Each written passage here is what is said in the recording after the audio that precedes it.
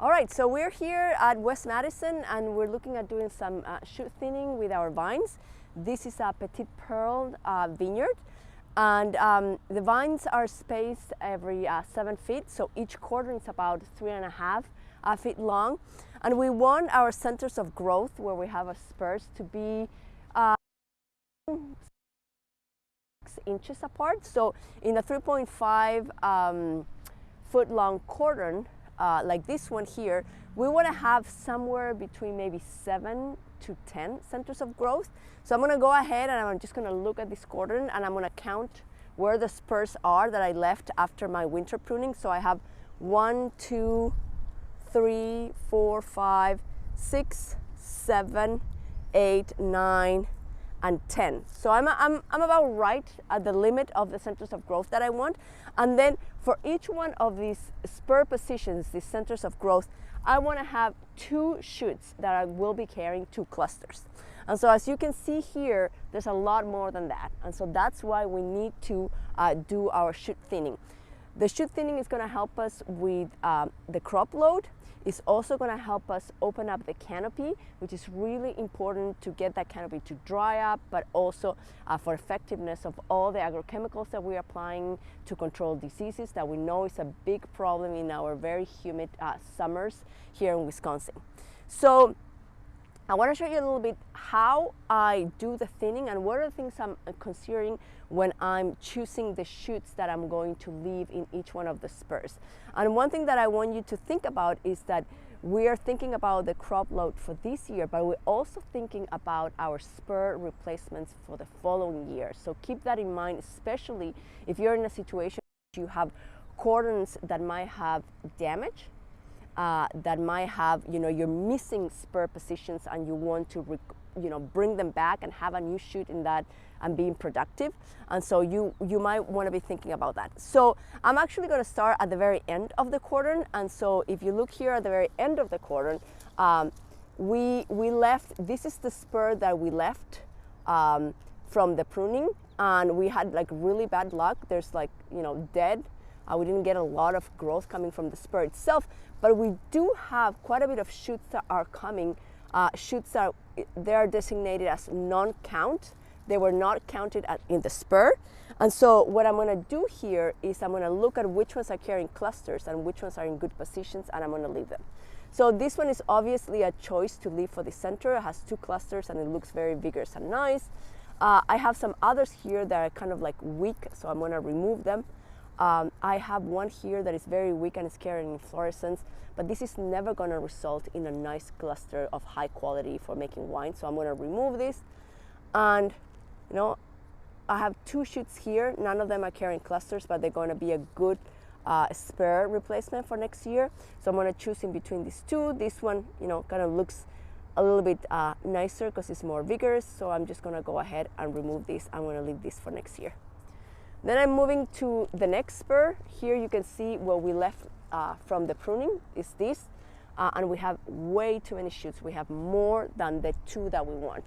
So I'm going to look at this and I'm going to figure out which ones are carrying inflorescence. And so this shoot is, and this one as well, they're only carrying 1 clusters versus this shoot at the very end is carrying 2 clusters.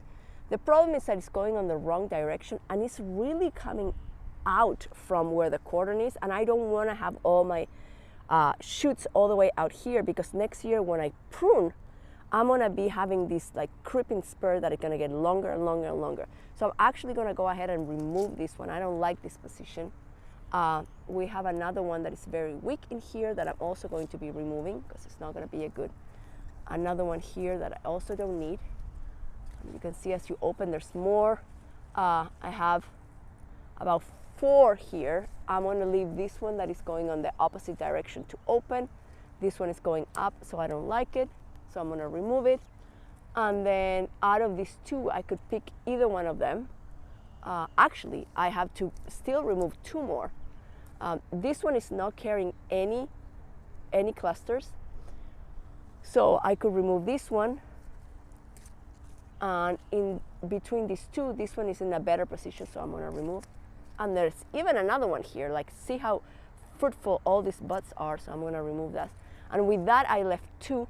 And this is probably gonna be my replacement for my spur for next year. So I'm gonna move forward and do the same here. Again, I have 3, I only need 2, so I'm gonna remove this one out of here. I look at there. Here's a situation in which I lost a spur because it was dead and I had nothing grow out of there, and now I have a new shoot. This shoot is like, you need to keep it and take care of it as a baby. We're gonna leave it there because in the spring when I'm doing my dormant pruning, I'm gonna go and spur here and I'm gonna have a new center of growth here. So this is really what we want.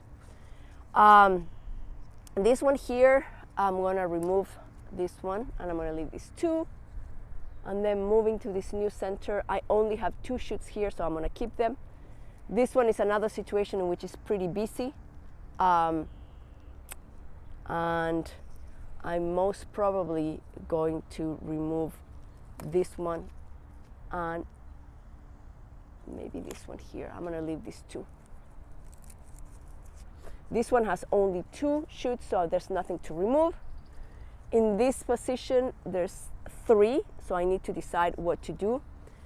If I keep only these 2 next year, I'm gonna have to spur up here, so I want to keep this one. It's also carrying a cluster, so I want it. So I need to decide between these 2. This one is, this is a little bit more advanced, so I'm gonna leave that one and I'm gonna remove this one. And then I have 2 here in the base. This is not a spur position, I don't need them. So I'm gonna actually remove them. And then I have this spur position that I had also lost. I have 3 shoots here, so now I'm only going to leave 2. I'm gonna remove this one, and I have 2 shoots there. And that's it. I'm also going to clean all of the base here. I don't need any of this.